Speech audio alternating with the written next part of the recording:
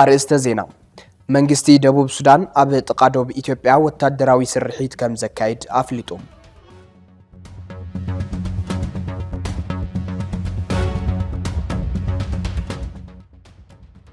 ኮሚሽን ሕብረት አፍሪካ ኣብ ማእኸላይ ምብራቅ ኣብ ልዕሊ ወሳነ ትሕተ ቅርጺ ዝፍጸም ዘሎ መጥቃዕቲ እናገደደ ይኸይድ ከም ዘሎ ገሊጹ።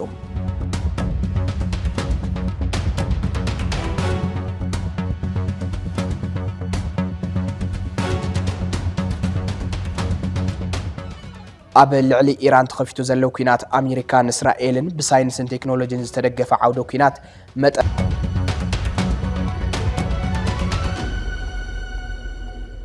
ሰላም ጥዕና ሃበለይ ከመይ ኣለኹም እዚ ቲቢኤስ ቴሌቪዥን እዩ ሎሚ ድማ ባሕቲ መጋቢት 2018 ዓመተ ምህረት እዩ እዚ ወርሒ እዚ ዝተፈላለዩ ናይ ታሪክ ፍጻመታት ኣለውዎ ካብዚኦም ሓደ ድሕሪ ፕሪቶሪያ ዝተፈጠሩ ክልተ ግዝያዊ መምሕዳራት ዝተጣየሽሉ ምዃኑ እዩ ክልተ ዓመት ዝጸንሐን ወሰንቲ ሕቶታት ህዝቢ ትግራይ ከይመለሰን ዝሓለፈን በጌታቸው ረዳ ዝምራሕ ፈላማይ መምሕዳር በዚ ወርሒ እዚ ተጣይሹ በዚ ወርሒ እዚ ዝፈረሰን ትኸውን ዝበዝሕ ኣካል ነባር ግዝያዊ መምሕዳር ኣፍሪሱ ዝተዋቀረ በጊዜያዊ መምሕዳር ጀነራል ታደሰ ወረደ እውን በዚ ወርሒ እዚ ተጣይሹ ኣብዚ ወርሒ እዚ እዩ ዘበን ስልጣኑ ከበቅዕ ዘበን ስልጣነት ብፕሬዝደንት ታደሰ ወረደ ዝምራሕ ግዝያዊ መምሕዳር እንታይ ተሊሙ እንታይ ከፈጺሙ ድሕሪ እዚ ግዝያዊ መምሕዳር ኣብ መንግስትነት ትግራይ እንታይ ትጽቢት ይግበር ኣብዚ ወርሒ እዚ ትኹረት ካብ ንገብረሎም ዛዕባታት እቲ ሓደ እዩ ሙሉእ ሰዓተ ዜናና ክትከታተሉ እንዳዓደምና ኣነ ናትናኤል ፈለቀ ድማ ሓቢረኩም ክጸንሐ ፈለማ መልእኽቲ ኣገልግሎት ፈነወ ትግራይ ተኸታቲልና ንመለስ ዘለናሉ ማሕበረ ቁጠባውን ፖለቲካውን መድረኽ ፍሉይ ብሄራዊ ውሳነ ዝሓትት እናኾነ ይኸይድ ኣሎ ነዚ ፍሉይ ብሄራዊ ውሳነ ዝሓትት መድረኽ ዝምጥን ብሄራዊ ስምምዕ ማለት እውን ናሽናል ኮንሰንስ ግን ኣይረአይን ዘሎ ብውሕዱ እቶም ሰለስተ ገዘፍቲ ሓይልታት ሓደ ብሄር ማለት እውን ህዝባዊ ስልጣን ክሕዙ ዝነሓንሑ ፖለቲካዊ ውድባት ማእገር ዘለዎ ማሕበረሰብ ክፈጥሩ ዝቃለሱ ሲቪልን ሲቪክን ማሕበራት ከምኡ እውን ብሓደ ይኹን ብካልእ መንገዲ ዕጥቂ ሒዞም ድሌቶም ወይ ድሌት መራሕቶም ከፈጽሙ ንዓያይዶሞ ዝብሉ ዘለዉ ሓይልታት ኣብ ባህሪ እዚ መድረኽ ዘለዎ ናይ ኣጠማምታ ኣፈላላይ ናይ ጥማምታ ኣፈላላይ ጥራሕ ዘይኮነ ናይ ወፍሪ ተቃርኖ ንህዝቢ ትግራይ ተወሳኺ ዋጋ ናብ ዘኽፍል ጫፍ እንትወስዶ ይረአ ኣሎ ኣብ ባህሪ እቲ ዘለናዮ መድረኽ ዘሎ ናይ ረዳዳ ኣጋግን ከም እግርን ከበሮን ተበናጨረ ወፍርን እቲ ብሰንኪ ብልሽውናን ስንፍናን መራሕቲ ብሓደ ገጽ ብሰርእቶም ዝተንበርከኸ ህዝቢ ትግራይ ንምፍጣር ተሊሞም ዝንቀሳቐሱ ጸላእቲ ብኻልእ ገጽ ዝተፈጠረ ጽንታ ምዕልቦ ከይረክብ ካብ ምግባር ብተወሳኺ ዘቤታዊ ሓደሽቲ ናይ ተጻብኦ ብኹርታት ተፈጢሮም እቲ ንብሄራዊ ህላውኡ ንታሪኹ ንመሰሉን መንነታዊ ሕላገቱን ሰፍ ዘይብል ዋጋ ዝኸፈለ ህዝቢ ትግራይ ብባእሲ መራሕቱን ንሕንሕ ሊቃቱን ፋሕፋሕ ኢሉ ክብተን ኣብ ዝገብር ፍሉይ መድረኽ ንርከብ እዚ ጥራይ ዘይኮነስ ዓለም ኣብ ትነፍስ ዝኽእል ናይ ኩናት ዓውደ ኣትያ ከም እንጣጢዕ ትቕሎ ኣብ ዘላትሉ ሓያላት ሃገራት ንዘለናሉ ዞባ ተቆጻጺረን ውግእ ካብ ደወን ከርሕቃ ኣብ ዝጓያያሉ በዝንበትን ዝኸበባና ዓድታትን ዝሓዞም ሓይልታትን ንኩናት ኣብ ሙሉእ ምድላው ኣብ ዘለዋሉ ትግራይ ግን ኩባያ ማይ ንኣፋ ዕኹቲ እኽሊ ንኸርሳሲ ኢና ኣብ እትሰቃየሉ ዝረአ ዘሎ ናይ ሓራም ዝቃልሲ ነቲ ካብ ዳስ ሓዘኑ ዘይተለዓለ ህዝቢ ካልእ ጓህ እናወለደ ምኻዱ ኣይተረፈን እዚ ፍሉይ ባህሪ ዘለዎ ፍሉይ ወፍሪ ዝጠልብ ፍሉይ ናይ ታሪክ ኣጋጣሚ እምበኣር እንተነኣሰ ሰለስቲኦም ቅድም ክብል ዝተገለጹ ዓንድታት ብሄር ብውሕዱ ኣብ ክብደትን ዕምቀትን ዝጸገም ኮነ ከምዚ ኢሉ ውዕል ሕድር እንተኢሉ ክፈጥሮ ኣብ ዝኽእል ተናሲሕካ ዘይምለስ ሕማቕ ማሕበረሰባዊ ኩነታት ብሄራዊ ስምምዕን ተመሳሳሊ ኣረዳድኣን ክህልዎ ትጽቢት ፈታውን ስግኣት ጸላእትን እዩ ዝነበረ ብዘይ ምዕዳል እቲ ኣብ ቀልቀል ገደል ዝተወተፈ ህላወ ብሄርን ህዝቢ ከጥፍእ ድብንዝብል ዘሎ ስግኣት ኩናትን ድንብርፅ ክብሎም ዘይከኣለ ነቲ ኩነታት ብኸመይ ዝበለ ዓይኒ ጥምትዎ ከም ዘለዉ ንምርዳእ ዕርዩ ዘጸግም ኣብዞም ሰለስተ ዓንድታት ብሄር ዝምደብ ቀሊል ቁጽር ዘይበሃል ልሂቅ ሕዚ እውን ኣብ ቀጻሊ ናይ ተጻብኦ መንፈስን ምዕናው ደብሪ ቤትን ተጸሚዱ ናብ ዝቃጸል ዘሎ ደብሪ እንዳብኡ ሓሰር ላምባን እንትንስንስ ምርኣይ ብፍላይ እቲ ኩላ ዘላተዩ ተስፋ ሰላም ክርኢ ዝህንጦ ህዝቢ ሰባሪ ልቢ ኮይኑ ኣሎ ኣብዛ ሰዓት እዚኣ ከመይ ጌርና ንህዝቢ ትግራይ ዝመስል ባይቶ ንተክል ዝብል ሕቶ የለን ኣብዛ ሰዓት እዚኣ ከመይ ጌርና ኩሎም ሓይልታት ናብ ትግራይ ነምጽኦም ዝብል ኣጀንዳ የለን ኣብዛ ሰዓት እዚኣ ከመይ ጌርና መንግስታዊ ቅልጽም ፈጢርና ድምጽና ተሰማዓይ በትርና ተወቃዓይ ንገብሮ ዝብል ጠለብ የለን ዝለዓለ ፖለቲካ ትግራይ ሕዚ ሓውካ ንምውቃዕን እንዳበላዒኻ ንምጽጋዕን ዝግበር ሃረምረም ኮይኑ ኣሎ ናይ ደቂ ቤት ዘይምስምዕማዕን ዘቤታዊ ምንጋዕን ሓይልታት ሰፊሕ በሪ ጸላእትን ደጋዊ ሓይልታት እናኸፈተ ኸይዱ ዓቕሚ ትግራይ ጓና ክማቐሎ ዝገብር ሕማቕ ምርኢት ምህላው ምስተዓዘብካ ዘዕባኻዮ ሓይሊ ካብ ዝሃነጽካዮ ዓድን ዝተኸልካዮ ስርዓትን ነቒሉ ብቕርጽን ትሕዝቶን ምሳሰነካ ኣይነኹእናን ኣይትንክፍናን ኣብ ዝብል ዝተደግደገ ድንቁርና ተሸኺልካ ብሰሜን ደቡብን ብሰማይን ምድርን ኣብ ገዛእ ህዝብኻ ሓዊ ክዘንብ ምስ ገበርካ ዘዝነቕሐን ዘዝበለ زبلحنا طيركان مأخل حسابن فلطتن كخون زغبو زنبره ودابه اتا زلعلتن تانو صرحم الدغغام طرح زخونه سب كملؤ مس ገበርካ بدم دق حزب زمصا انصراو ناي سلام نفاس سبار وንበር ክትካፈል ኣብ ቅድሚ እቲ ዝኣመነካ ህዝቢ ዘይትእመን ኮይንካ ምስተረኸብካ ባይታ ዓዲ ተኺልካ ከምቲ ዝበሃል ኣብ ብርኩ ኣብ ኩሩዕ መንፈሱ ተኣማመን ህዝቢ ክቅጽልካ ብምስራሕ አለሻ መጸግዕን ኣብ ኣፋፌት እንዳቀተልትኻን በደልትኻን ምስተገነኻ በዚ ምኽንያት ድማ መንእሰይ ዘይብላ ትግራይ እናወለድካ ዝተመዛበለ መምላስ ሞ ይትረፍ ላዕላው ግዛኣት ምሓስ ሞ ይትረፍ ሕዝውን ካልእ ጽንታ ክፍጠር ኣብ ዝኽእል ዓውዲ ጥፍኣት እናኹለድካ ኣብ ዝኾነ ጻትን ቅጽበትን ድንግጽ ኢልካ ናብ ነፍስኻ መምላስ ዶ ኣይከኣልን እዩ ኣቱም ሰባት ይኾነ መባል ዶ ኣይከኣልን እዩ በቲ ዝመጸናሉ መንገዲ ክንከይድ ኣይንኽእልን ዶ ይበሃልን እዩ መልስ ዶ ይግበርን እዩ ፍሉይነት እቲ መድረኽ ተረዲእኻ ፍሉይ መስርሕ ንምትትታው ዶ ኣይጉየይን እዩ ነዚ እዩ እምበኣር እዚ ፍሉይ ባህሪ ዘለዎ ፍሉይ ወፍሪ ዝጠልብ ፍሉይ ናይ ታሪክ ኣጋጣሚ እንተነኣሰ ሰለስቲኦም ኣካላት ታብሄር ማለት እውን ፖለቲካዊ ሓይልታት ሲቪላዊ ውዳበታትን ዝተዓጠቑ ሓይልታትን ከካብ ዝኸድዎ ርሕቀትን ሕምቀትን ተመሊሶም ብሄራዊ ስምምዕ ማለት እውን ናሽናል ኮንሰንስ ክፈጥሩ ኣፈላለያቶም ልዕሊ ህዝባዊ ህላዊ ስለዘይኸውን ንሕደር ከቐምጡ ሕዚ እውን ከም ትማል ኣብ ምዕራያ ሓቋፊ ኣሳታፍን ዝሰርሕን ባይቶ ክርከቡ ንምሕፀን ጽዴና ትበሃል መስራቲትን አካያዲት ስራሕን ምንቅስቃስ ይኾኖ እንትትከውን ኣብ ዝቀረባ መዓልታት 8 ትካላት ብሓባር ብምዃን ኣብ ህልው ኩነታት ትግራይ ኣመልኪቶም ናይ ዝወፀ መግለጺ ኣካልያ ጽዴና ከም ሓንቲ ትግራዊት ድሕርቲ ዝሓለፈ ጽንታ ዳግም ኣብ ትግራይ ክህሉ ዘይትምነዮን ዘይትጽበዮን ኩናትን ወረ ኩናትን ምዃኑ ተብርህሞ እቲ ሕዚ ዘሎ ቅልውላው ክገጥማ እዩ ኢላ ሓሲባ ከም ዘይትፈልጥ ትሕብር ሕዚ ትግራይ ንኽትነብረላ ከባድን መፍርሒትን ኮይናላ ዝበለት ጽዴና መንእሰያ ፋሕፋሕ ዝበለላ ዓዲ ምዃና ብምብራህ እዚ ድማ መንእሰይ ሕሰም ኩናት ክንደየናይ ተጸልዩ ከም ዘሎ ዘመላኽት እዩ ክትብል ሓቢራ ወሲኻ ጽዴና ኩናት ዓዲ የፍርስ ህዝቢ ይውድእ ብፍላይ ድማ ህፃውንትን ደቂ ኣንስትዮን ኣዝዮም ይህሰዩ ኣብቲ ሕሉፍ ኩናት ብጸላእቲ በደል ዝበጽሐን ኣሕዋትና ሕዚ እውን ስግኣት ኣለወን እዚ ክትፈትሕ ዘይምኽኣላ ድማ ኣዝዩ ከም ዘጉህያ ትገልጽ ጽዴና ኣባዲ ይበሃል ይኾኖ እንቅስቃስ አንጻር ጾታ መሰረት ዝገበረ ጥቃት او كم مسرتي حنتن سرح مكايدتني لو زانايو مغلصي افتي حزي تግራይን ጸላሊ ወለሎ ና ኩናት ደዋዊ ኹን ትለሎ ና ህዝብና ማዓልታዊ ንሪኦ ለለና ጸገማት እዩ ዝመግለጽ ለወጸለለ ብሾመንተ ትካላት እዩ ንኣስታት ሾመንተ ወርሒ ልኾን በብግዚኡ መግለጽ ናውጻና መጺና ኢና ያው ልጀመርናሉ ምክንያት ለለ ኩናት አይንደሊ ብሎ እዩ ስለዚ ሰላም ኢና እንደሊ ትግራይ ንሪኦም ጸገማት ይኹን ኣብ ውሽጢ ትግራይ ይኹን ኣብ ካሊእ ምስ ካሊእ ኣብ ለለና ርክባት መፍትሒ ክኾነ ይኽእል ኩናት ኢልና ስለንኣምን እዩ ኩሎም ኣካላት ለለ ናብ ምርድዳእ ንክመጹ ብዘተ ክፍትሕ እኒኦ ኩሉ ጸገማት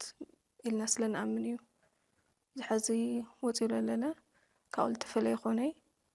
ግን እንታይ እኒኦ በብግዚኡ ናገደደ ይመጽእ ኣሎ እቲ ኩነታት ብጣዕሚ ስግኣት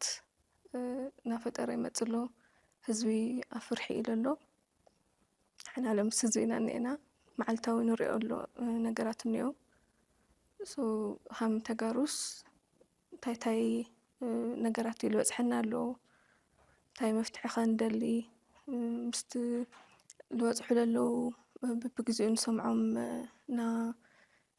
ፍትሒ ምጉዳላት ምስ ደሞዝ ዝተተሓሓዘ ለሎ ቀርባ ጊዜ ባዕሉ ደሞዝ የለይ ተባሂሉ ነበረ ተቆራፂ ክግበር ተባሂሉ ብዙሕ ሰብ ናተቃወሞ ነበረ ሱታት ብምሉኡ እቲ ኣብ ሓሙሽተና ትግራይ ቦታታት ካብ ትግራይ ወፃኢ ተቆፂረን መረፃ ከም ልካየድ ዝተውሃበ መግለጺ ዝፈጠሩ ስግኣት ብፍላይ ድማ ተፈናቐልቲ እሱ ክነርኢና ሞኪርና يحزنني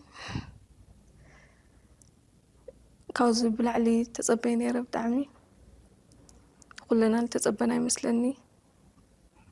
الحلفة ግፍዕታት ርኢና ኢና ኣብቲ ፅንተት ድሕሪ ምፍርራም ውዕሊ ፕሪቶርያ ዝሓሸ ተስፋ ነይርና ኩለና ሕዚ ግን በቢግዚኡስ እናፀበበ ይመፅእ ኣሎ እቲ ዕድላት ሕዚ ዳርጋ ዕፅዋ ይኽባእ ኢና እኒአና እዛ ና ቴሌኮሙኒኬሽን ና ኣየር ዘይምቁራፅ መስለኒ ዝቐረያ እምበ ዳርጋ ዕፅዋ ይኽባእ ኢና እኒአና ሕዚ ለ መዓልታዊ በቃ መሕዘኒ እዩ ካብ ብሕዚኡ እንደዚ ተፀጊሙ እናረኣና ህዝብስ እንድሕር ኩናት መፂኡ እንታይ እዩ ካብኡ ዝልገደለ እንታይ እዩ ክመፅእ ክትሓስቦ ባዕሉ ከቢድ እዩ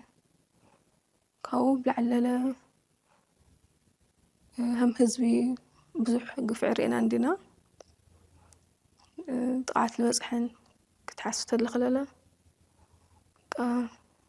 ብጣዕሚ መስጊ እዩ ሰንላዊ ስጋኣት እየ እኒአዋ መሰከፊ እዩ ብጣዕሚ መንእሰይ ለ ይስደድ ኣሎ መንእሰይ ጥራሕ ይኮነ ኩሉ ተስፋ ቆሪፁ ይስደድ ኣሎ በቢግዚኡ ናብ ሓደ ንሪኦ ኣለና ህዝቢ ባዕሉ ይትሕዘሉ ይፈርሑ እዩ ግን ንኽእሎ ንግበር እዩ ሕዚ ለ ከም ህዝብስ ዝኾነ ነገር ክግበርስ ፀቕጢ ንፍጠር ሱቕ ኣይንበል ምክንያቱ እታ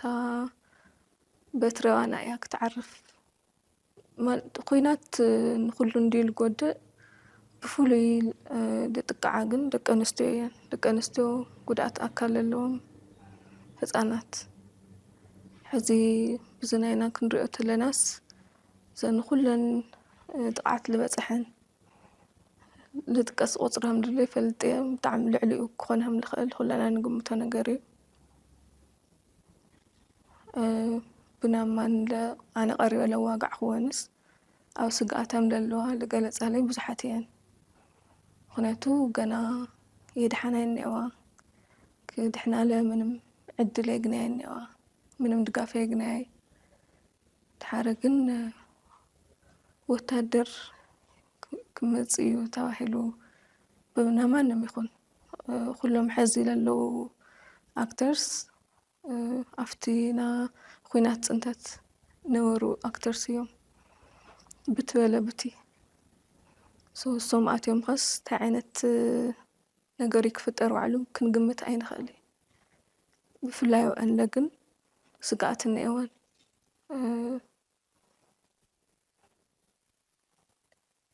ብጣዕሚ መሕዘኒ እዩ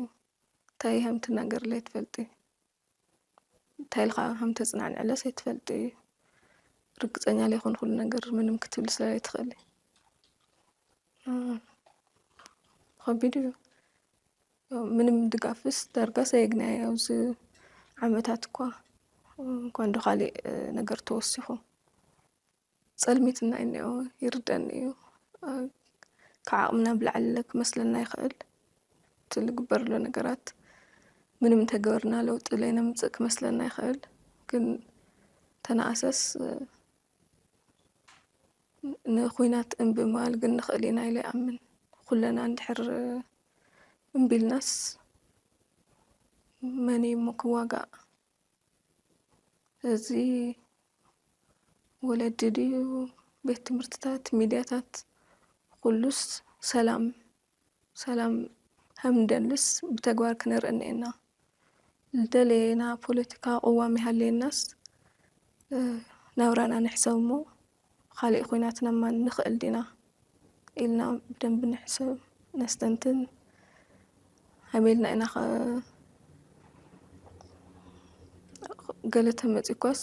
ናማን ክንፃወሮ ንኽእል ዲና ኢልና ሓሲብናስ እሱ ከይመፀ ንኽእሎ ንግበር ምንም ዓይነት ብዙሕ ጎስጓሳት ዋላ ተሃለየ ካብ ማንም ኣካል እሱ ባዕሉ ናብ ምቁቓም ጥንካረ ይሃለየና ካብ ምቁቓም ሓሊፉ ለለስ እምቢ ማለስ ንጀምር እዚስ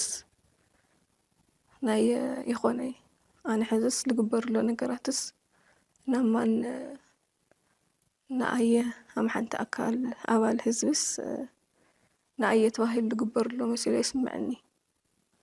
ስለዚ ኩለናለስ ብደንቢ ክንርዳእ ንሞክር ትግራይ ካብ ኣጀንዳታት ውጥጥ ወፅያ ናብ ዝግባኣ ዝምጥናን ግዜ ዘይህብን ጉዳያ ክትምለሰለዋ ዝብል ርእይቶ ኣብ ዝተፈላለዩ መድረኻት ብተደጋጋሚ ይግለጽ ሕዚ እውን ቀንዲ ብሄራዊ ዋኒን ህዝቢ ትግራይ ተመዛበልቲ ብውሕስ መገዲ ክምለሱ ምግባርን ግዝኣታዊ ሓድነት ህዝቢ ትግራይ ምርጋፅን ክኸውን ይግባእ ዝብል ርእይቶ ብሄራውያን ብምኽንያት ጎነፅ ፖለቲከኛታት እቲ ዝዓበየ ብሄራዊ ኣጀንዳ ክኸውን ኣይከኣልን ኣይኮነን ተፈላለኻን ስምና ተሸላለምካን ሓቢርካን ሰሚርካን እውን كعوة زخبد عيو جزاء زابهير كل تجراوي ليق ملس كوران ندرن نبى مسرته وحطوطات عدو كقنع أو عيتن محس إنتان يقرب لهم TBS TV بهراو أجندة حزب تجراي أبزوم زعباتات زيوم كخون بركة زبل ومدلوات السناديو النقرب ممسو زفلت انتخون نلومي نايقليهم كنت أرد حستو كم الصعب كنقرب لكم هنا اتسدراس وناد دق سواتنا عد سوات تجارات علاسي بقاللو تطوكلنا إنا دليتنا تناما انت عين السقم يبصحلنا له نحنا منقال علنا سب انت زي بليعو كل شيء حموميو حميمنا نحكم اللي بوتا يالله انتم انجاتاتهم كيدهم يوم نحكم دمو بزي لو مغزيه اب كتما اتيخا بعيدر مدحانيت يله ام مقل هوسبيتال مدحانيت يله تمرمير كاب دغ غزا يزبحال مغزيه بلنا نحنا تفناقلينا نورونا غريفنا زمصانا حزبينا ندقرال خد انا مهربنا دلنا سألنا مهر تطوبنا يب عنده عليه 9 يومي 10 يومي ولا نيوني سألنا مهر قد تطوب لي هذا 10 يزخ مهرنا عم تطوب لي حنتني هزون 10 مهر تطوب قبل قنات بيجي يولي دبها له غزي بصيحو ابتا مازالي نوراتن غوز اندوريو اب كندا تدوري للسب لك بتخن هافتا من وصيو حزب تغرا عقل استواتاتني يترفدنا ايكونومي ناي سو اخنتات كتزتي يلا بعلن واعلو اب زي كاورلو زي دما بصلو معرف يدا زنينا سلازي زي حد رود ماب كون يخيل ايكونومي كمين نحاول نخيل 1 مليون حزبي نحمشاي كرمتي اب چندا بزنورلو نحنا قنطاطانا وكالينا كومزي مساله غزي فطورنا زنورن عدتات بتحز نحنا وصحنا زنينا معرف نايري كبر سرحتي نايري كونستراكشن سرحتي نايري ريهابيتيشن سرحتي زسرحوا الجزء نيو وزي بفلاي دما زمن تكنولوجي سلازغونه ناي بزحات عدتات ناي جيرمان كوني ناي كوريا كوني كل خري خلنا او نحنا قالوا لنا ناي مجمريا معرف 160 بليون اي ديماند زغبر اسكا حزب من مسرخه ነገር የለ ስለዚህ ናይ ውሽጥና ዝን ይሄ ነገር በሐሳብና ሓደ እንተ ዘይመጽና ነናይ ውልቅና ዝን ይሄ ኢንተረስት ናይ ውልቅና أجندة غيرنا أمنا هيزو تقرأي نه حوار صراحة تزي سرحنا تقرأي كحوي غير إنديان بزجدة ده ناتباتنا زخيل لازم يجي مريا زوجني حسب كوزخون يكون من حركوينا بيكون مجمرنا بيكون مهود علينا بوليتيكا وقدان حركوينا ببوليتيكا جميرة ببوليتيكا خطو داخل كل الله محاورة عند حركوينا بمحاورة وجميرة بمحاورة خطو داخل كل الله أنا زجات من هذا اللجن يكون من الكاتاتو بدحريو قالت حوصلوا يبكر لازم تقرأي كابز بخلة زيوتنا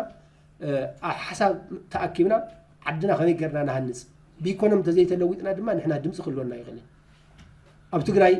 سب لابس الدت سخدلو مصطفى على الميديا يقوم أكل تشن 10 شديشن 5 شديشن شحن الأسي لابس الدت كيدي أب تقرأي من مرات سلازي اللي يخيدو أب تقرأي معرين مشو بايتان سلازي اللي يخيدو حنا خافي إنا تقيمنا نيهو عم راحتنا لبونا لي مقوارهم بتعم خافي إنا تقيمنا نيهو لبونا كجور طيلهم يقري أرتها هيلهم لو أنت مليسهم حدا خيلهم هم ناترم عد سلام كجور واتهم سلام يجوروا سلام نعب لي جور واجين وترزل ألم حزقان من إسي الحرارة أي نوري أدول لا تقوى يا بعلا تنقرقريا تمهلليا تعبد يا ولاد وقع عيدا لأيانها بيا جزاء عدها هبلت ولاد عيدا أيانها أني الناس أيونا أينيو خذله ونيجور لنا لبونا يجور لنا بسرو لو لبهم يمولسلنا سلا مدينة على سلا ولاد لو لبهم يمولسو تجار الزولاد عند ملك على بخيتي نوري تقراويتي نمتاي وقت من اسي عند ملك علات لا وانت الحراره يا نورياتا نمتاي فصال نمتاي تحرر نمتاي دولد لاوي تنبر وليدا العرب اذي عين قبلاي خزين قبلا صحين قبلا دح صحين قبلا መንግስቲ ደቡብ ሱዳን ኣብ ጥቃዶ በኢትዮጵያ ወታደራዊ ስርሒት ከም ዘካይደ ፍሊጡ መንግስቲ ደቡብ ሱዳን ኣብ ምዕራባዊ ክፋል ኢትዮጵያ ወታደራዊ ስርሒት ከም ዝጅምር ድሕሪ ምግላጹ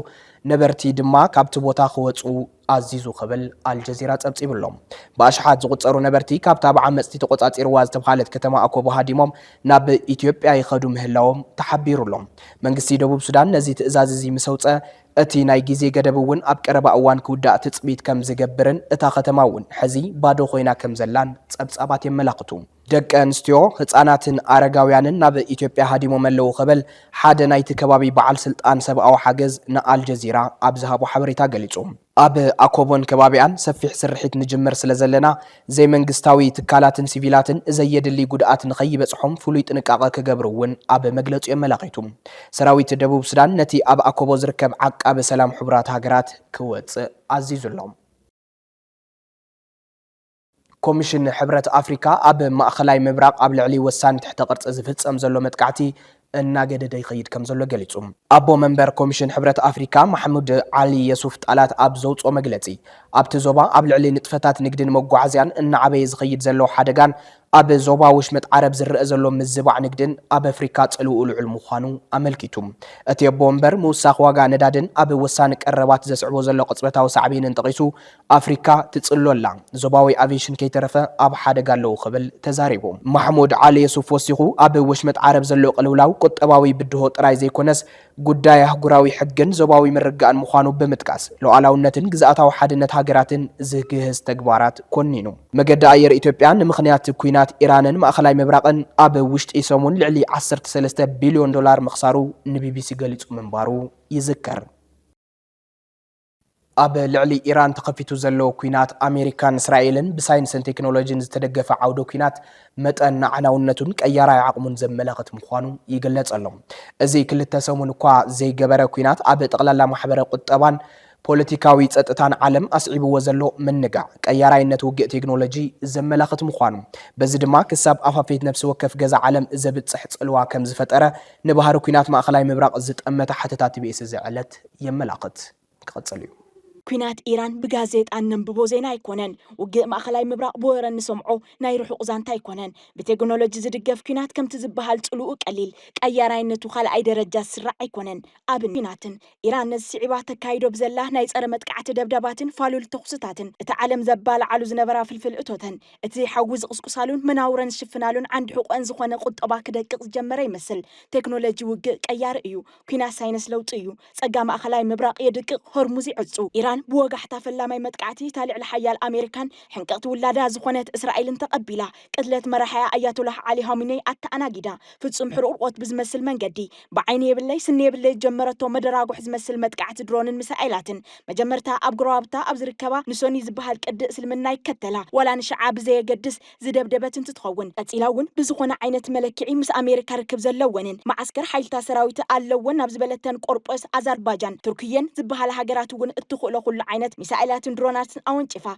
دمكاتت ناي تكنولوجي وق سماي سقلته أبقالي أموتا قادسة أبقالي دما بسأر مسائلات تخليفات مليسة حزوين دبداب زي قارت إيران ننوح عمتها زجزو آيات لهان ولا قوة تختلت أمنات شعة اسلمنان تخونو أمريكان إسرائيل زصرفون زصيوفون كلهم كلها أبي من زركو تختلت سني كسبوا فنج معتقة زتعوت لا يمثلن بأنصارو أمريكان معرابا وين حجرات ودب متريكن سنك سفريكن زبلو وين حجرات ما أخلاي مبرقن قرابة حجرات أوروبان إيسان دما نعمتات نهزبا مايكليا ندادي حبيئة بزفريتو قصرن صفرن زي بلو ناي درونات مسائلات عقم تدبدبلا إيران تكنولوجيك أياراي كوينات مخانو تردع نعود ما تنبر زاقيد أبز حلفو دارقة 10 معلتات ناب حورات عرب إمارات ناب سعودة عربية ناب كويت ناب قطر ناب بحرين جاردان أذربيجان قربيس تركيا حويسكا بدمر ناب لعل 10 حدا هاجرات دبدبل مفكار وتسميع الله وقي إيران لعل ورحك وسد كم زخلون بمتنقاقني إيران دحرموت آيات الله علي حميني زمرح زلو أززتون جناموت مراحنا كنفاردلو تأمل كنرئكم من يبلو سلازي زجمر مبر زودا أي مسلن زلو أب إمارات أب سعودين كالوت هاجراتن أبناء أمريكا قنصلاتات تكالاتن متقعتي في النو كان تهلو متحساسوي دونالد ترامب سمو أمريكا وينجن كابتا تقول له زلا ما خلاي مبرقن إيران ببي كم زوزو إزجي فلوت أخين وملو هاجرات ما خلاي مبرقن بحر هرمزن مكرون عالميو مززو نعالميو سعوينو نعالميو بغت سأل الناس خبر زلو واجا مجبن مسرتاو ሸቐጣትን ካብ ዝሓለፈ ዓርቢ ጀሚሩ ወሰኽ ዘርአ ንድፍድፍ በርሚል ልዕሊ $85 በፂሑ ዘሎ ነዳድን እኹል ምልክት እዩ ብፍላይ ነታ ብሕፅረት ቀረብን ዘይምዑር ምሕደራን ብፍላይ ነታ ንጣብ ነዳዲ ሓሪምዋ ብናይ ፕላስቲክ ማይ ላምባ እትሸት ዝነበረት ትግራይ ሰሚዓቶ ዘይትፈልጥ ምዕፃው ወሽመጥ ባሕሪ ሆርሙዝ ኣብ ልዕሊ ሕማም ኩርምተን ሰሙን ጽግዕ ክኾና ምዃኑ ኣቐዲሙ ነዚ ኩናትን ዘስዕቦ ጸገምን ንዝኣመተ ሰብ ፍሉጥ እዩ ዝነበረ ሆርሙዝ ክሳብ ሸቐጣት ዓለም እዩ ኩናት ኢራን ዋላ እኳ እስራኤልን ኣሜሪካን ተጀመረኦ ኢራን እውን ብዓይነ የብለይ ስነ የብለይ ናብ ኩሎም ጎረባብታ ብዘዕረፈቶም ፕላስቲክን ሚሳኤላትን ድሮናትን እንትዕበየቶ ኩሉ ሻብ ኣጀማምሩ እምበር ኣብ ጎዳድኡ ዘይፍለጥ ኩናት ቀደም ኢሉ ሂዝቦላ ካብ ሊባኖስ ናብ ጎረባብቲ ከተማታት እስራኤልን ብምትኳስ እቲ መዓት ናብ ሊባኖስ ጎቲቱ ብምምጻእ እስራኤልን ከተማታት ሊባኖስ ምቅጥቃስ ጀመረት እንትትኸውን ንመዓልታት ድምፀ ነጥፊአን ዝጸንሐ ሃገራት ኣውሮፓ እውን እግረና ጎተታ ናብቲ ኩናት ይሕወስ ኣለዋ ቅድሚ 4 መዓልቲ ኣቢሉ ዋና ኣዛዚ ሓይልታት ኔቶ ማለት እውን ናይ ሰሜን ኣትላንቲክ ቃል ኪዳን እዚ ኩናት እዚ ኣብ ቀረባ ኮይና ንከታተሎ ኢና ዘለና ኢሉ ምንባሩ እንትዝከር ቀዳማይ ሚኒስተር እንግሊዝ ኬር ስታመር ብወገኑ ድማ ዋላካ ፕሬዚዳንት ዶናልድ ትራምፕ እንተዘይተሓጎሰሉን መዘንጊዕ ኢሉ እንተባጨወሉን ግዛኣት እንግሊዝ ንዝነበራ ዓድታት ዝተፈለየ ርክብ ዘለወን ሃገራት ኣብነት ቆርጴስን ጆርዳንን ንምክልኻል ዓሊሞም ነፈርቶምን ናይ ውግእ መራኸቦ ማክሮን እውን ማሕዙት ሃገራት ካብ ጥቃዓት ኢራን ንምክልኻል ብዝብል ብጽጋዕ ሰማይ ሊባኖስ ሓደገኛ ሚሳኤል ጻዓና ነፈርቲ ሃገሩ ሰማይ ምቅዳድ ዝጀመራ እንትኾና ኣብቲ ከባቢ ምጥቃዕ ሓሲበን ንዝተወምጨፋ ድሮናት ኢራን ሓምሽሸየን ዝብል ቃል ብምሃብ እዚ ብቴክኖሎጂ ዝተደገፈ ቀያራይ ናይ ኩናት ዓውዲ ፓሪስ እውን ተሓዊሳትሉ ከም ዘላ ንምርዳእ እኹል ኣብነት ኮይነሎ ካብ ኩሉን ላዕሊ ድማ እቲ ዓረብ ሃገራት ማእኸላይ ምብራቕ ብኣውርኡ ዓለም ድማ ብሓፈሻ ዝጥቀመሉን ልዕሊ 20 ሚእታዊ ክፋል እዛ ፕላኔት ከም እታወት እትወስዶን ነዳዲ ዝጓዓዘሉን ወሽመጥ ባሕሪ ሆርሙዝ በመምርሒ ወታደራዊ መራሕቲ ኢራን ኣብ ታሪኽ ንመጀመርታ ግዜ ተዓጽየሎ ሆርሙዝ ባዕላ ኢራን እውን ንዕዳጋ ዝቐርቡ ሃፍትታታን ጸጋታታን ትቕርበሉ ካብዚ ዓለም እዚ እውን እትሽሙቶ ነገር ትቕበለሉ ዝነበረ ቁልፍ ቦታ እንትኸውን ሕዚ ግን እዚ ጨካን ውሳነ ወሲና ምስ ሃገርካ መዓት ዳርጋ ገዓ ዝበለት እያ ትመስል ኢራን ነዚ ወሽመጥ ዝምዕፃው ከም ኣማራፂ ወሲዳ ንዓለም ሸጉራ ንባዕላ ተሃርሂራ ትርከብ ዛጊድ እውን ልዕሊ 60 መራኽብ ሰልፊ ሒዘን የሓልፋ ዝነበራ መራኽብ ፀግዕ ሒዘን ከም ዝተገተራን ሰናይ ዘበን ይጽበያ ምህላውን መራኽብቲ ማዕኸናት ኣብ ምግላጽ ይርከባ ክሓልፋ ዝፈተናውን ተሓምሽሸን ዝሓዘኦ ሸቐጣት ሒዘን ድራር ዓሳ ምዃነን ተሰሚዑ ኣሎ እዚ ብሓይል ቴክኖሎጂ ዝተደገፈ ሓያል ኩናት ቴክኖሎጂ ኣብ ልዕሊ ዓውደ ውግኣት ዘለዎ ሓለፋን ዝህበካ ብልጫን ከም ዘሎ እንተሎ ሆርሙዝ ብሚሳኤላትን ድሮናትን ሓያላት ሃገራት እናተሓለወ በዘቢልካ ብዝሓለፉ ምስላ ኣብ ማእኸላይ ምብራቕ ትርጉም ዘለዎ ኮይኑ ይቕጽል ኣሎ እቲ ንልዕሊ 47 ዓመት ጸንሐ ጎንፂ ኣሜሪካን ኢራንን ሓንሳብ ሰማይ እናወፀ ካልእ ግዜ ድማ መሬት ወሪዱ ናብ ዕርቅን ልዝብን እናምርሐ እኳ እንተመፀ ንእስራኤል ርህሩህ ልብ ኣለዎ ዝበሃል ፕሬዚዳንት ኣሜሪካ ዶናልድ ትራምፕ ካብ ቀዳማይ ዙር በትረ ስልጣኑ ጀሚሩ ዘይወድኦ ኢራን ናይ ምጥፋእ እስራኤል ናይ ምንጋስ ሕልሚ ሕዚ ኣብ ካልኣይ ዙር በትረ ስልጣኑ እውን ይቕጽለሉ ኣሎ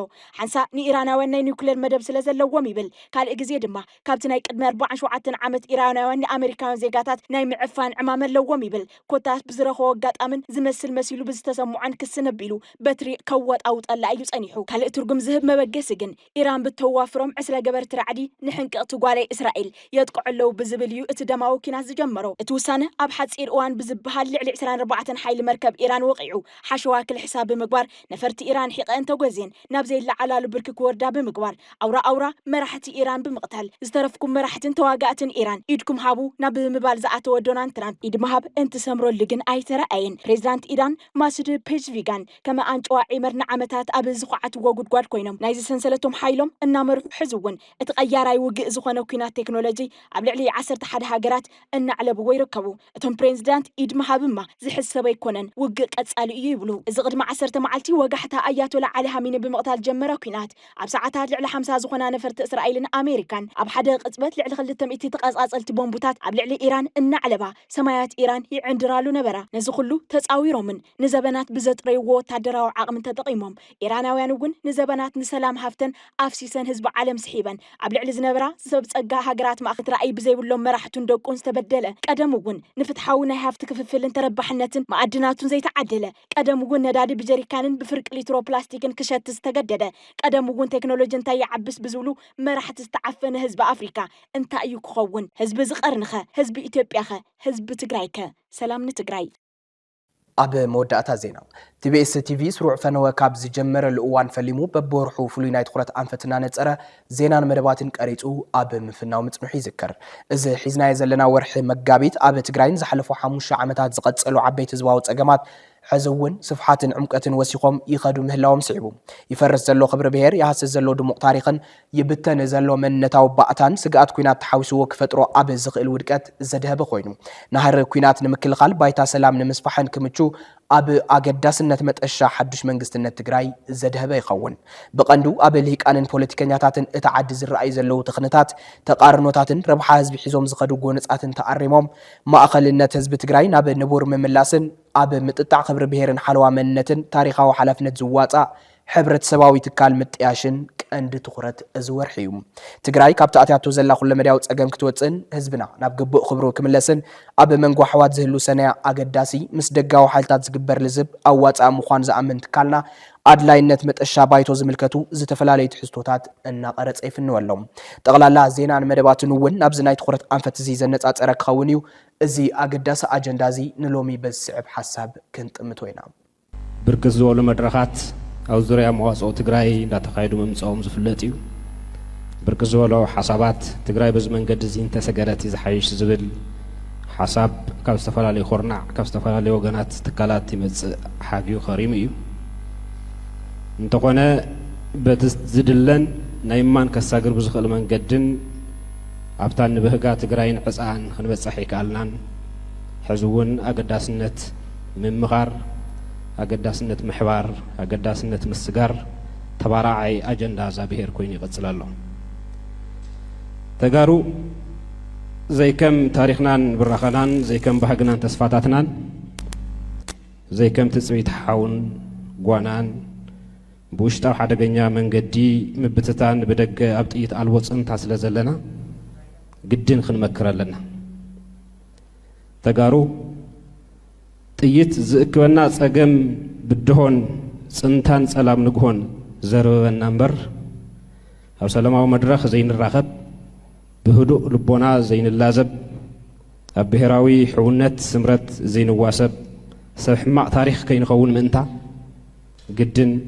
كنحبر لنا تقارو سبو حد حزبي حزب ما بسنتاو كينات عريس تقنصو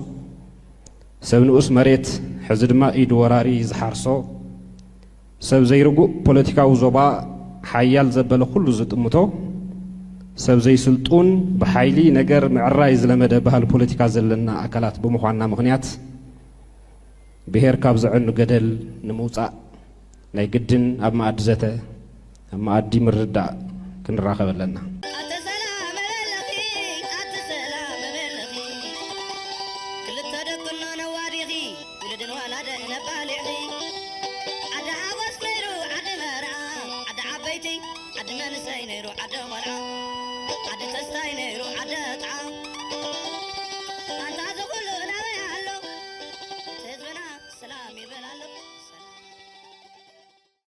كبرات تملكتنا نلومي زدالنا يوم زيناتات أبزخن بيتنا لنا حزر ما مزترفو مدلوات بي تلفزيون سنايت أنحيد قوانا لكم يمنا سلام